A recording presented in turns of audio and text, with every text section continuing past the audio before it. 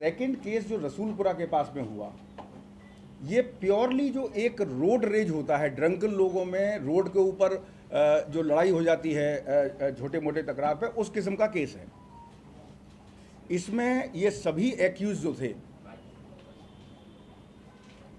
इसमें सभी जो एक्यूज थे, ये इसमें मेन मुनीर हैं और उमर है और भी कई लोग हैं। वो कृष्णा के घर पे एक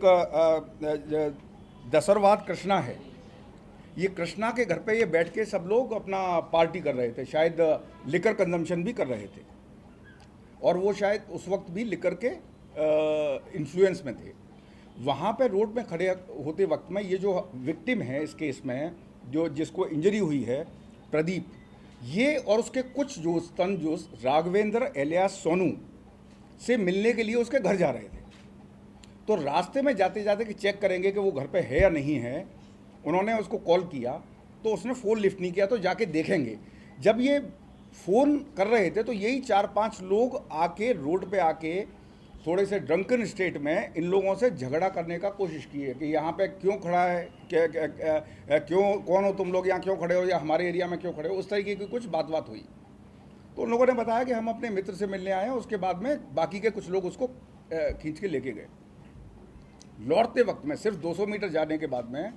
लौटते वक्त में ये जो मुनीर था एक्यूज्ड,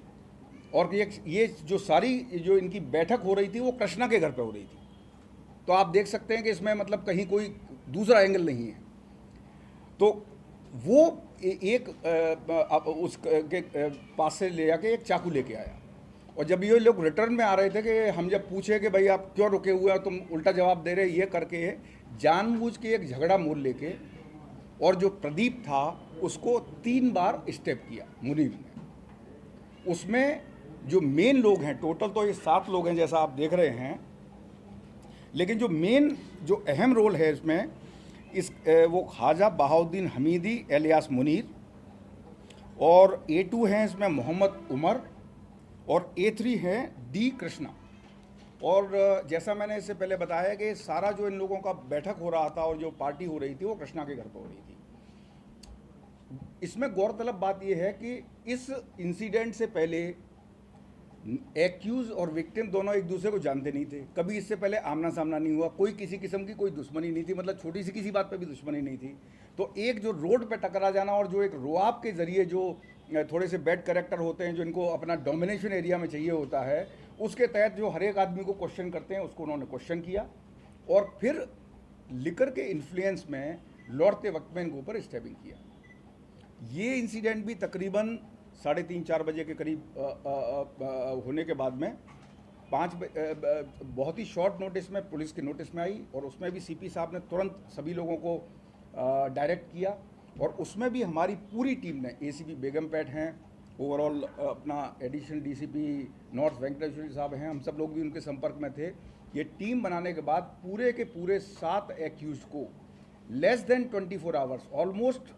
ऑलमोस्ट अगर कहें तो 12 घंटे के अंदर अंदर पूरे 7 एक्यूज को अरेस्ट किया गया।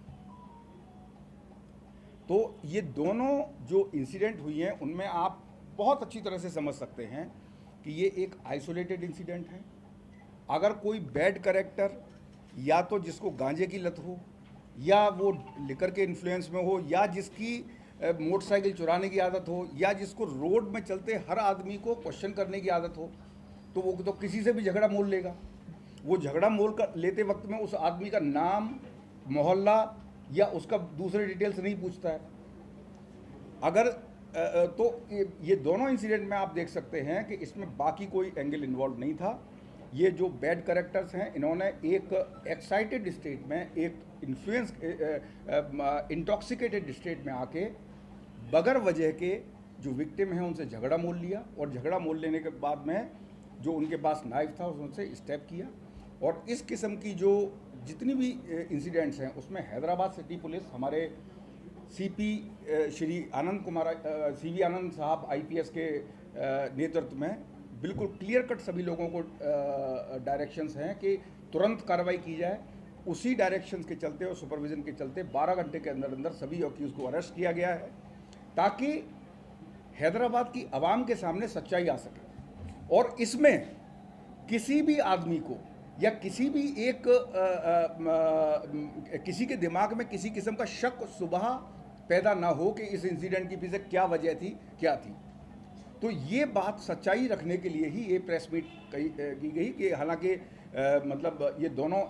इंसिडेंट जो हैं चूँकि एक ही नाइट में ही और इसमें लेके कुछ सवाल उठ रहे थे, तो ये आप देख सकते हैं कि बड़ी आइसोलेटेड इंसिडेंट है और एक बैड कैरेक्टर के द्वारा इंटॉक्सिकेटेड स्टेट में की गई स्टेट।